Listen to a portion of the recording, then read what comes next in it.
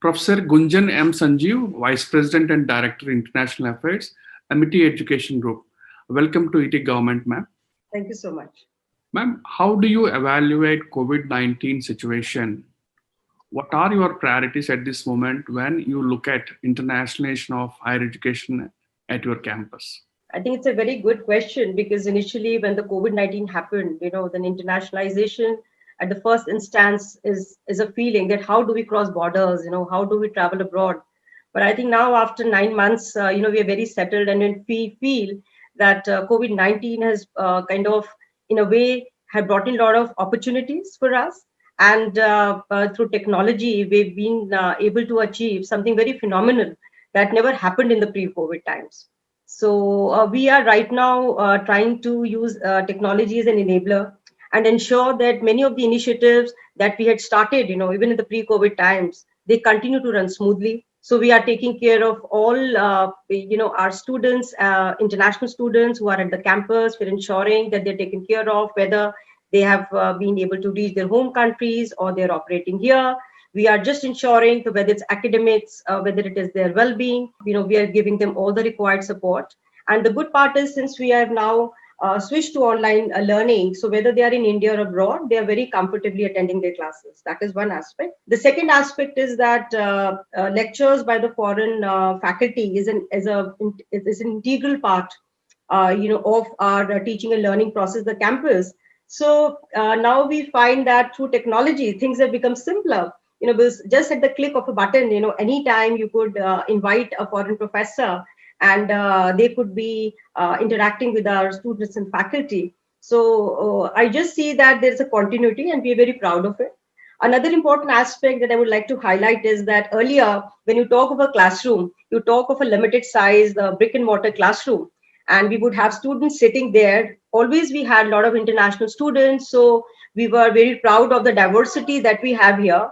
But now what is happening is the students across the world who are part of this virtual classroom. So this never happened earlier. We are very comfortably handling this transition and we're very proud of it. So students are joined from the US who are part of our programs.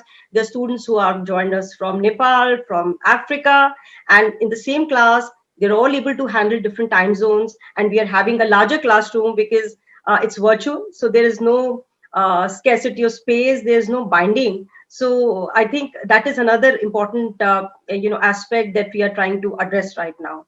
So these are some of the things that have brought in the change and how we are addressing these things. In the wake of online education is acceptance is very high. What has been the experience of international collaborations with the Amity Group? Right. I think collaborations, again, as I said, that we are very high at the group level. We have over 170 partners across the world, and every campus also that's is engaging into initiatives, at their own level as well. So I think collaborations have come up very successful, and we find that how the mindset is changing. I think COVID-19 has also changed our mindsets, for everybody in higher education as well. And we find there's a lot of interest in cooperation and collaboration rather than competition. So the large number of universities that have come forward have expressed interest in partnering with us to offer joint degree programs, training programs. And for this, we have also launched very innovative global study programs wherein students do part of the programs with us and then they move to the partner university. And this initiative has been launched across our campuses and has been very taken positively by those students, who wanted to pursue their higher education abroad, but due to COVID could not travel.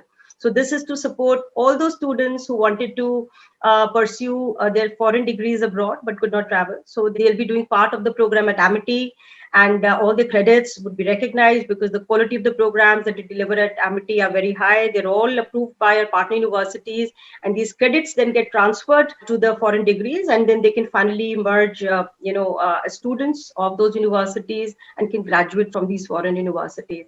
So very reputed universities such as Monash University, we have University of Queensland, we have Northampton, just to name a few.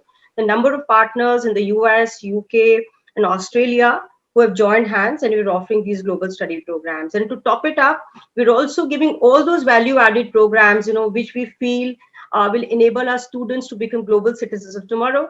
So these value-added aspects are very important. And with COVID, because now suddenly the virtues that there are different virtues that have suddenly have become important. We're trying to have different initiatives for them while they're here with us, so that once they take a transfer to these foreign university, they're all set, for this transition, and they can make Amity proud, they can make India proud when they move to these universities. Your international students, where they come from, which are those nations, and how are you taking care of their welfare during these pandemic times?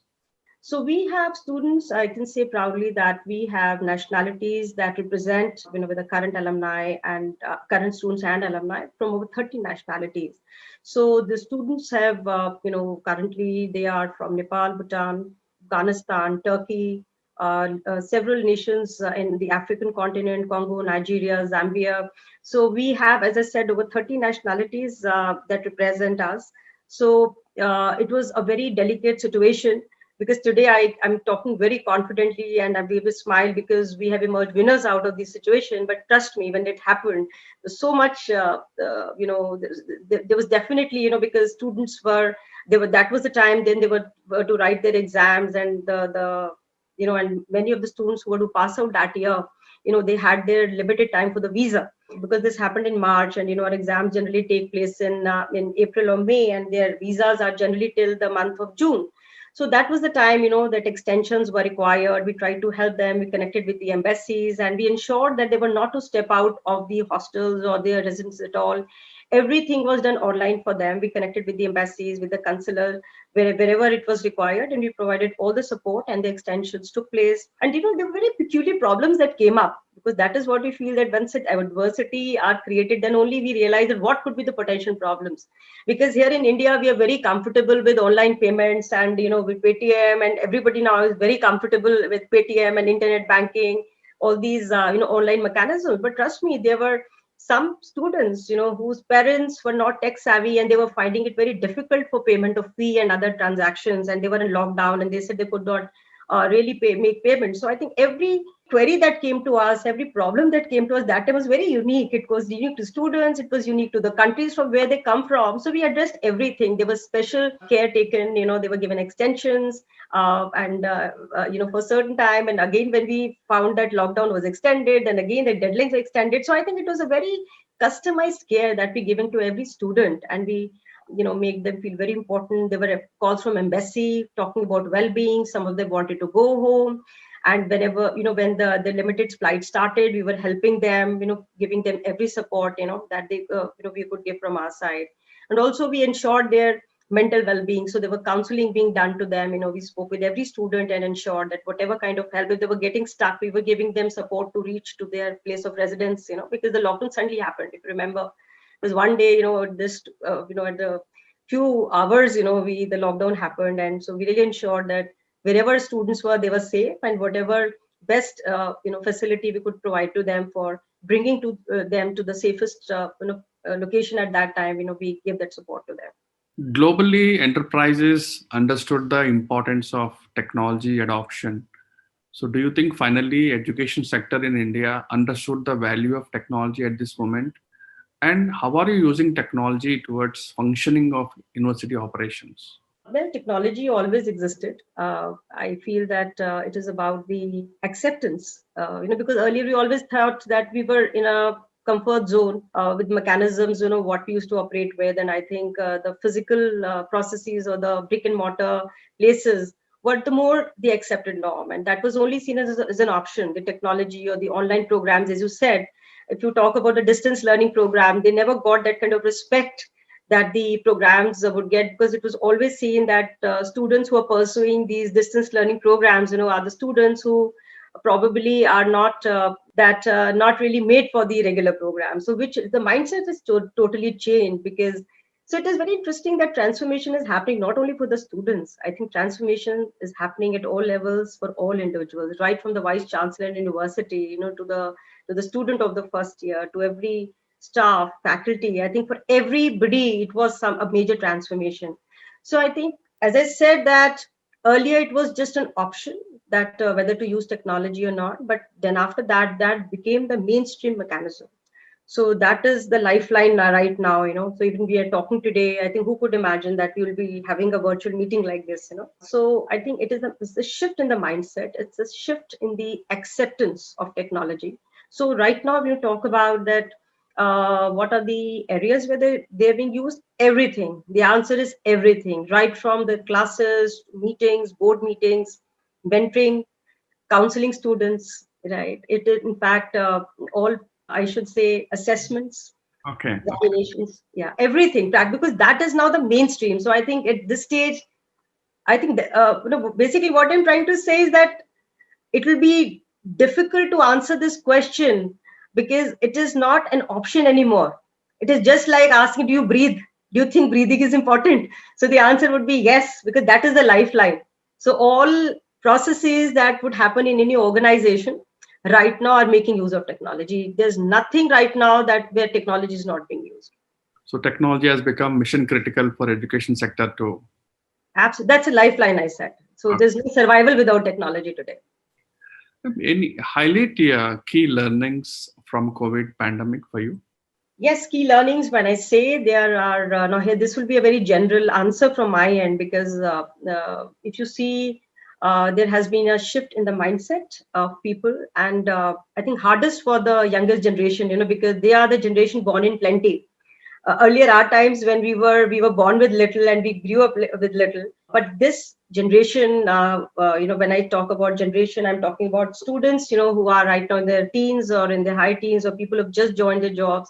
So they were hardest hit because they were used to plenty. So it's a mindset, right? Probably that they always thought that they could achieve with little.